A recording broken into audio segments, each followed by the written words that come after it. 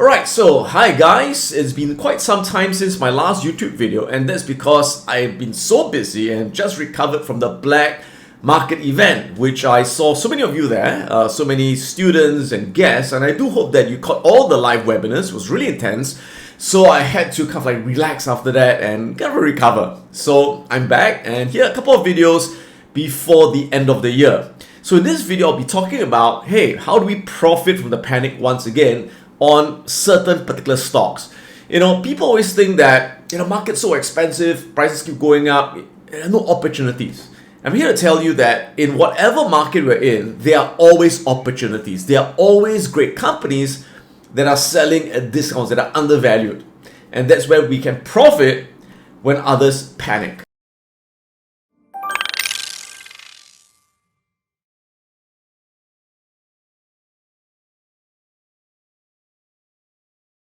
Now, we know that the key to making money in the stock markets is to buy stocks when they're low and sell them when they're a lot higher. Wait, let me clarify that. Is to only buy high quality stocks when they are low and sell them when they're higher. Now, the first problem people have is that, how do I know it is low? Okay? And the answer is by knowing how to calculate the intrinsic value of the business, of the stock. The intrinsic value tells you what it's really worth based on all the future cash flows it can generate and discounting it to present value. I've said this many times before. So the first key is, once you know what's a great business, you must be able to value it, to know the intrinsic value. So let's take a look at an example. Example would be Meta Platforms that owns Facebook and Instagram.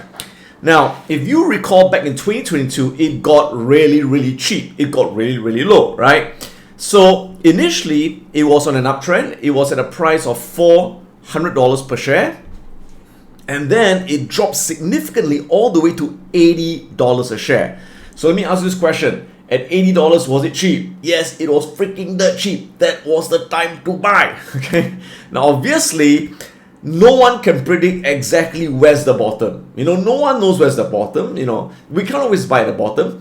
But as long as we buy below the intrinsic value, it's good enough. We've done our job. Because as long as you buy when it's undervalued, eventually when it gets back to the fair value and beyond, you're going to be very profitable, right? Now, for those of you who have been following me, you would recall that at that time, this was back again in 2022. If you have been watching my videos, there we are. This was October 28, 2022. In my YouTube video, I did the intrinsic value calculation using my intrinsic value calculator. And at that time, based on their free cash flow and based on a very conservative growth rate of 6.8%, which I used at the time. In fact, at the time, I assumed that their metaverse was worth nothing. And I said, even if you get rid of the metaverse purely on their ad free cash flow, Meta at the time on 28 October 2022 was worth $276, right? So that was the intrinsic value at the time, which was somewhere around there, right? So that was the intrinsic value. And as long as we buy below intrinsic value, we have done our job. That's good enough. But as I always say, we never buy at one go. We always average in because we can never tell if it's going to go lower, right? So think about it. If you bought below that intrinsic value at, say, you started buying at $220 and then you went lower and you bought a bit more, you always buy in at least 4 to 5 tranches. That's what I always tell my students, right? And if you did that, what would your average price be? Your average cost would be somewhere about, maybe about $200, okay? And if you just held it, now Meta's at $620, that's tripling your money, 3x. And again, you didn't have to buy at the bottom, you just had to buy below that intrinsic value. So even for myself, I didn't buy right at the bottom, I bought somewhere around the average, right? So my average cost is about $245. It was actually a lot lower than that, but I bought more as it went up, right? So even then at $620, you can see that I'm sitting on a pretty good profit on that. By the way, the intrinsic value is not static. A great business will always see the intrinsic value increase over time as it increases its free cash flow. In fact, as I'm speaking right now, the intrinsic value of Meta is $549. So Meta is definitely not low enough right now. It is not super crazy expensive, but it is slightly overvalued right now. But the question is this: if it's so simple, like what you say, right? Buy low below intrinsic value, buy and sell high later on. Why doesn't everyone do it? The reason is this. Remember, when does a great company sell at a discount? A great company never sells at a discount when there's good news. A great company only sells at a discount when there's bad news.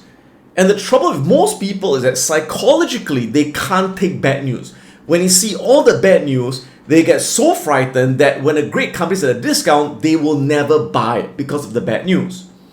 And the thing that I notice is this: price often leads to narrative. Write this down. Price often leads to narrative. In other words, in fact, there are many times when the stock of a company goes down for no reason. It just goes down. Could be because of a bear market or some geopolitical reason, right? Sometimes it doesn't make sense. And oftentimes when the stock price goes down, people will then find all kinds of reasons to tell themselves why it's no longer a good company. It's really interesting. It's a phenomenon, right? Price drives narratives. When the price goes down, people think of all the bad news. When price goes up, people think of all the good news. And so your mind is like this filtering device. You see what you want to see, you hear what you want to hear. So at that time, when I still remember when Meta was going down, okay, even in my community, many of my students were saying, Adam, I think it's over. People are not using Facebook anymore. Facebook is used by old people. The young people are no longer using Instagram. They're using TikTok. TikTok will kill Facebook. And Mark Zuckerberg's not a nice guy. He's a lizard man. And people focus on all the negativity, right? Don't believe me? Remember all these headlines back then when Meta was dirt cheap? All right? We had, this headline, right? Daily active users fall for the first time in 18 years. Is Instagram dying? New features and too many ads are alienating the Gen Z. The Gen Z are not using Instagram anymore. TikTok will 100% kill Instagram. Social experts on influencers and authenticity. And then really, I'm not kidding, right? Is Mark Zuckerberg really a lizard? So the trouble is that when you read all these news and you listen to the people around you, you get psychologically affected and you will be paralyzed with the fear. You will not dare to buy, right? And that's why most people, they can never buy low because, again, a great company is only low when there's bad news, when everyone hates it. That's when it's a great buy. And now that the price keeps going up, people don't talk about lizard man anymore, right? People don't talk about TikTok killing Instagram anymore. People don't talk about Facebook dying anymore. Why? Because price drives narrative. When price goes up, people can only see all the good things. When price goes down, people can only see all the bad things. You gotta be careful what your brain does to you, right? Now, another example is Alphabet that owns Google and YouTube. So again, when was a great time to buy Google? A great time was when it was low, when it was selling cheap. Here, it was bloody cheap. Oops, sorry, I didn't put in the color, right? Here, it was bloody cheap over here. So Google initially, again, was going up. It was going all the way up to $150. And then we had the bear market and the price went down, all the way to a low of $90. And again, how do you know it's low enough? Look at the intrinsic value. I don't know the intrinsic value. Calculate it, right? That's what I teach in the Value Momentum Whale Investor course. And if you join the UIP, I calculate the intrinsic value for you. And on the new website I'll be launching called Stock Oracle next year, it will have the intrinsic value all calculated for you. But if you recall at the time, again, let me refresh your memory. Yep, that was my YouTube video back on May 12, 2023, when I calculated the intrinsic value for Alphabet using very conservative growth numbers at $161 at that time. Okay, so at that time, I said the intrinsic value is $161, which was somewhere about there. Okay, so in other words, anytime you buy below $161, it's a great deal. It is really cheap. Okay, now again, could we have bought right at the bottom? No one knows exactly where's the bottom. As long as you buy below the intrinsic value, is good enough. And you don't buy all at once, you average in tranches. Okay, so as long as the moment the stock price went to 140, you could have started buying and just averaging in, buy 4 to 5 tranches, right? So if you bought in at an average price of say about $100, you'd be up about 90% right now, almost doubling your money. And again, even for myself, I didn't buy it right at the bottom, but I averaged in, and my average price is $103, as you can see, and I'm up almost 80% on this position. So once again, if it is so easy, why didn't everyone buy when it was undervalued at the time? Again, because price follows narrative. When the price was going down, guess what happened? People focused on all the bad news on that company. They only saw the bad news in the headlines. And if you don't remember, these were all the negative narrative that was causing a lot of fear. When at that time ChatGPT came up with the first chat box and Google came up with the Google Bard and it flopped, it came up with the wrong answer, and people say, oh my god, it's the downfall of the Google brand, they are gone. Okay, and then over here it says alarm bells for Google, ChatGPT can destroy Google search in 2 years, said the Gmail creator. And then you had Google search monopoly under threat with the generative AI inventions, right? And then more recently, Google loses landmark US antitrust case over search dominance, where the Department of Justice sued Google. So again, what happens? You see all this bad news and you don't dare to buy, okay? But now the opposite has happened, right? As Google keeps going up and going up and going up and going up, and in fact the intrinsic value has now been revised because it's generating more free cash flow. Now the intrinsic value is $213. So Google is still undervalued, right? But as it keeps going up, what happens? Suddenly all these fears, all this negativity, people forget about it. So again, you got to be very, very careful. Your mind plays tricks on you. And so the most important thing is, I tell my students, ignore most of the news that you read, because a lot of the news are biased. They are there to bias your mind. They are there to create fear and to create greed. The only thing you need to look at when you invest in a company are the financial statements. That's it. Look at numbers, look at facts, not opinions, not all these sensational headlines. And you got to calculate the intrinsic value. You got to know what it is worth. As long as you buy below the intrinsic value and you have the patience to hold it, you'll make a lot of money. It's the same thing happening today with some high quality companies that are selling at discounts. Absolutely. Now, people ask me this question, Adam, how do I know it's a high quality company?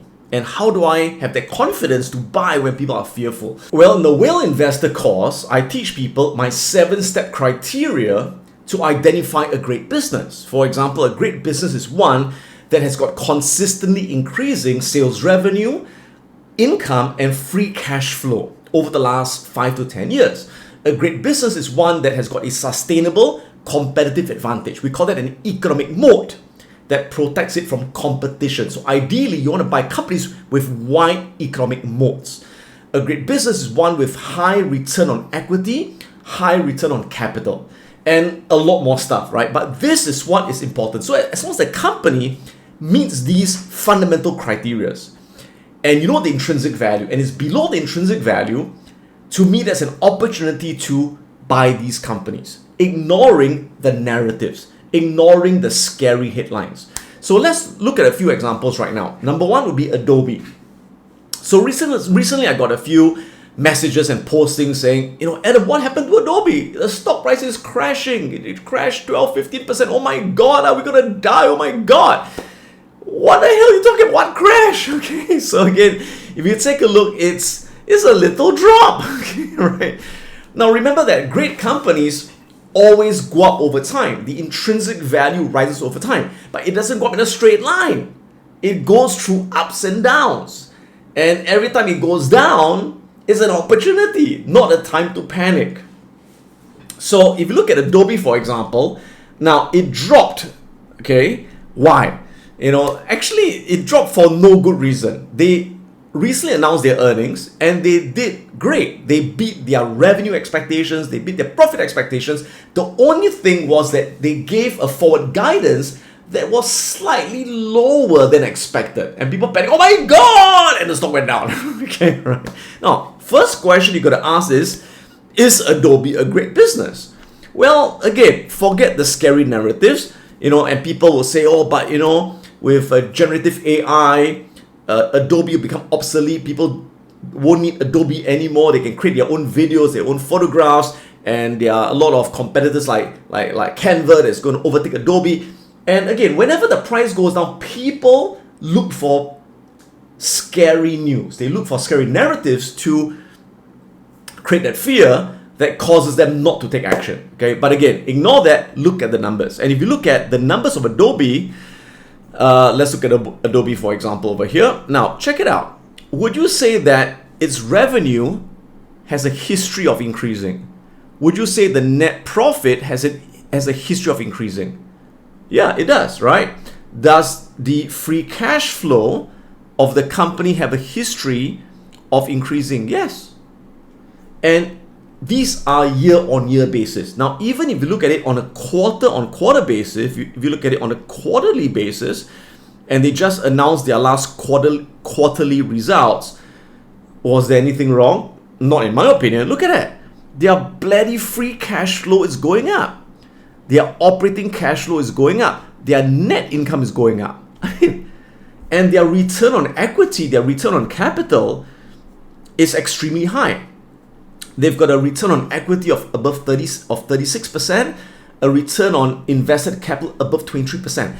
Any company that has an ROE and ROIC above 12% is a very good company. Above 12% is a very good company. And their ROE and ROIC is freaking 36 and 23%. That is insane.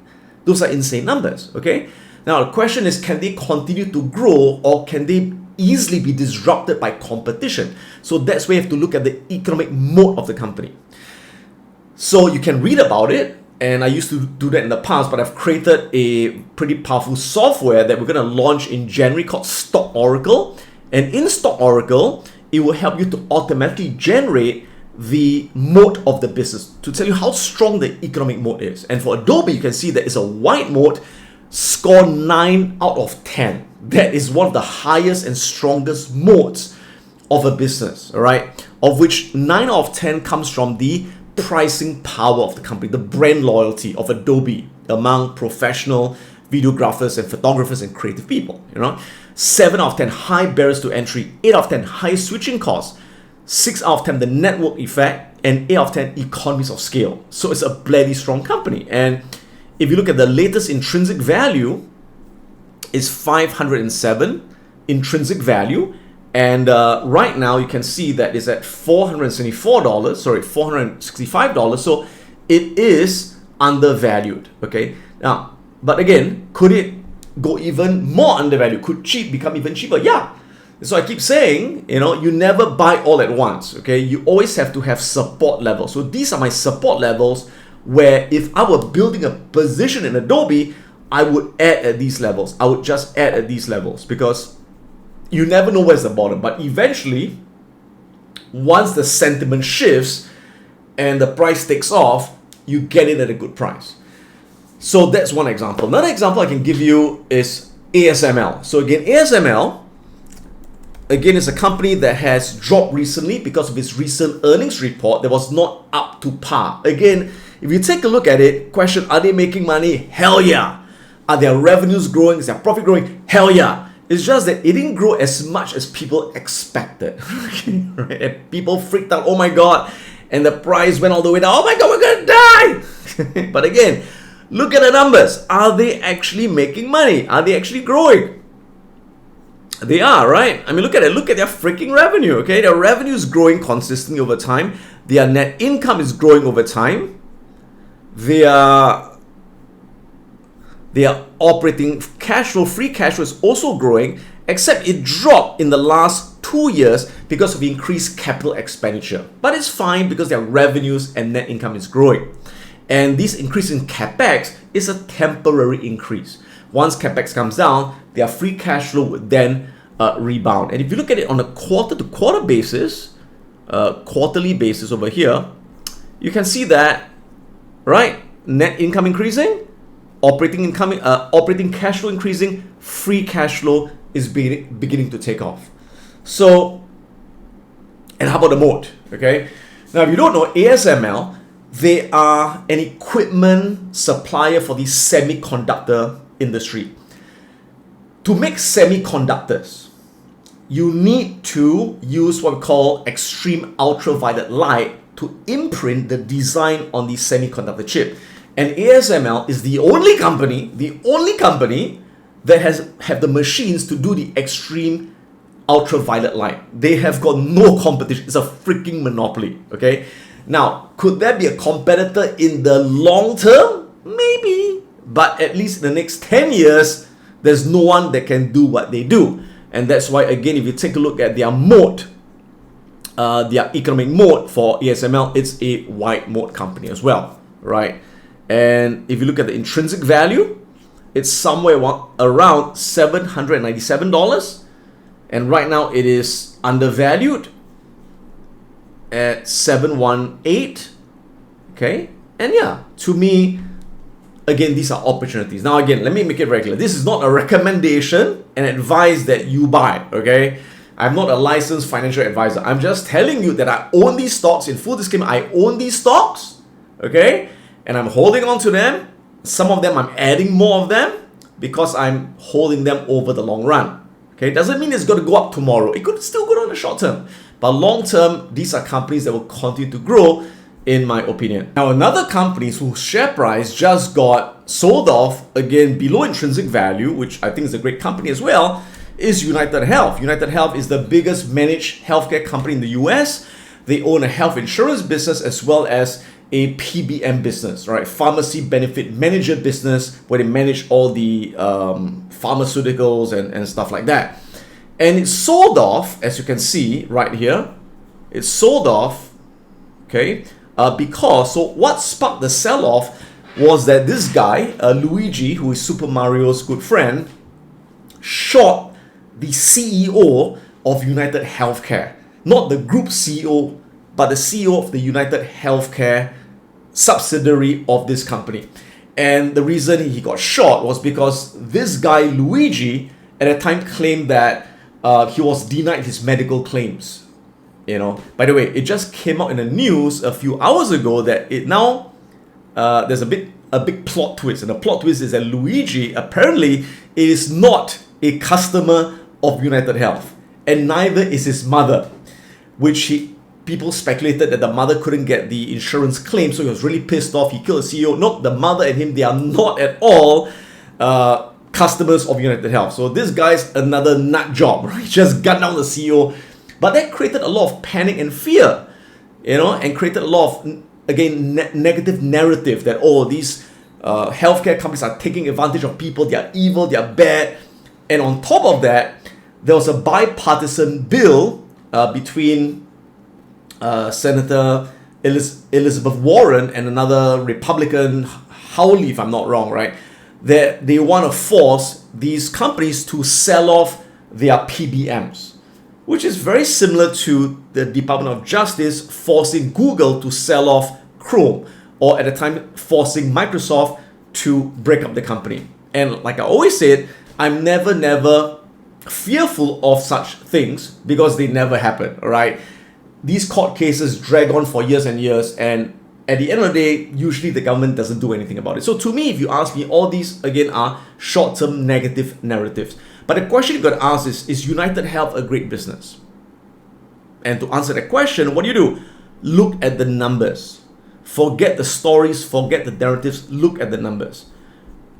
Is their revenue increasing? Yes. They generate more and more revenue every year. Is their net income increasing? Yes. Is their free cash flow increasing? Yes. Do they have a strong economic moat? Yes. Their moat is ranked 8 out of 10. One of the strongest moats in the markets, right? Brand power and pricing power, 7 out of 10. High barriers to entry, 9 out of 10.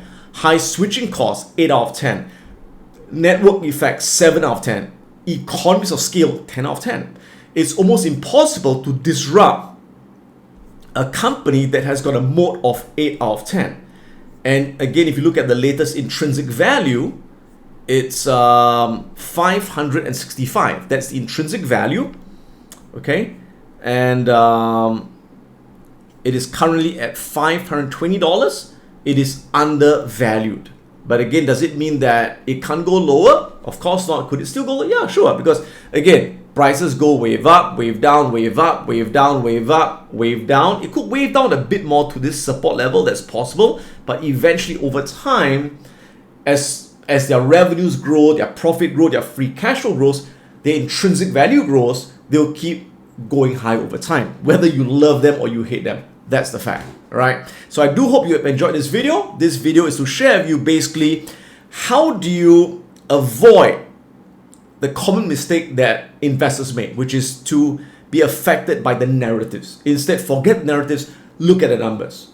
Look at the moat, and that's how you make the best investment decisions. I hope this has been useful, and if so, great, subscribe to the video, and I'll see you guys in the next one. May the markets be with you. If you want to catch my latest videos, click on the subscribe button right now. Click on the bell so you get instant notifications once I upload my latest video. If you want to check out my online courses, go to piranhaprofits.com, where you're going to learn how to invest and how to trade the financial markets and create an income from all around the world. If you want to join my live Wealth Academy program, go on to wealthacademyglobal.com and find out more about how you can learn investing and trading live online. This is Adam Khoo, and may the markets be with you.